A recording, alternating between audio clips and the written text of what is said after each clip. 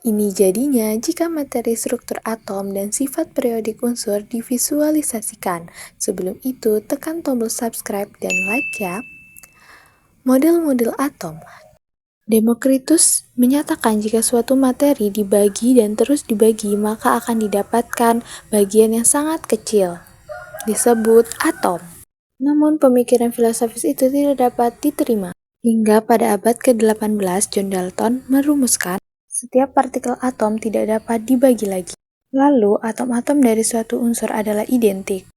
Lalu, atom tidak dapat diubah dan dapat bergabung membentuk senyawa. Selanjutnya adalah model atom dari J.J. Thomson. Model atom J.J. Thomson ini dikenal sebagai model roti-kismis, diperkenalkan pada tahun 1904 sebagai upaya untuk menjelaskan struktur atom setelah penemuan elektron pada tahun 1997. Model ini menggambarkan atom sebagai sebuah sfera dengan muatan positif yang tersebar merata di seluruh volume atom, mirip dengan adonan puding yang mengandung kismis. Elektron yang bermuatan negatif, di sini elektron yang bermuatan negatifnya,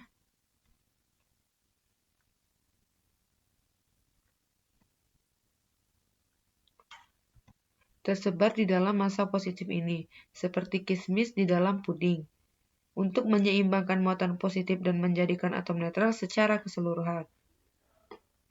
Menurut model ini, muatan positif di dalam atom tidak terkonsentrasi pada titik tertentu, tetapi terdistribusi secara merata, sedangkan elektron tersebar di seluruh volume atom. Ini menjelaskan kestabilan atom karena muatan positif dan negatif saling tarik-menarik, menjaga elektron tetap berada di dalam atom dan mencegah mereka terlepas. Model ini adalah awal penting dalam memahami struktur atom, tetapi mengalami revisi signifikan setelah eksperimen oleh Ernest Rutherford pada tahun 1911, yang mengemukakan bahwa sebagian besar massa atom terkonsentrasi pada inti kecil yang bermuatan positif di inti atom.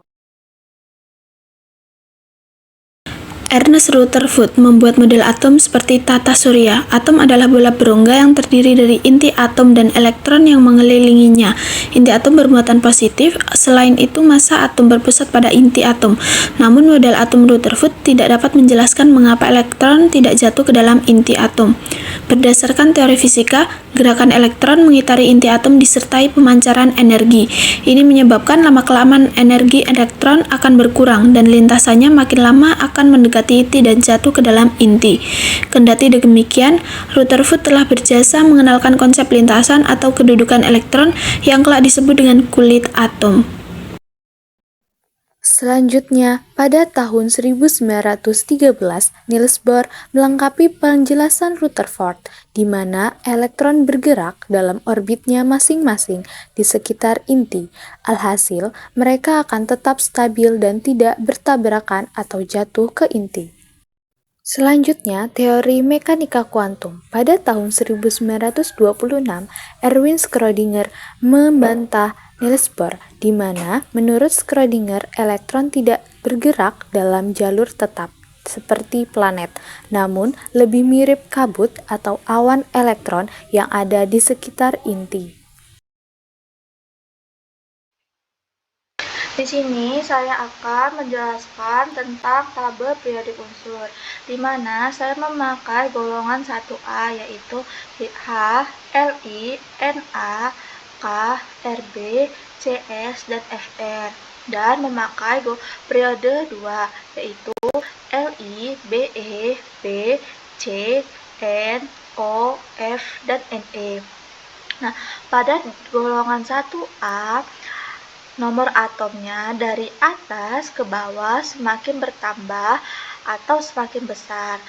Ke elektron negatifnya dari atas ke bawah semakin berkurang dikarenakan jarak antara elektron valensi dan inti meningkat atau jari-jari atomnya itu lebih besar.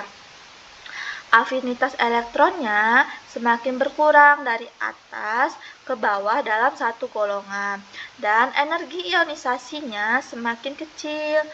Pada periode kedua itu, dari kiri ke kanan, afinitas elektronnya itu semakin bertambah dari Li ke Ne, afinitas elektronnya itu semakin bertambah. Jari-jari atomnya semakin kecil dari Li ke Ne, jari-jari atomnya semakin kecil, dan sifat logamnya semakin berkurang. Baiklah, itulah visualisasi dari materi struktur atom dan sifat periodik unsur. Sampai jumpa lagi, dadah!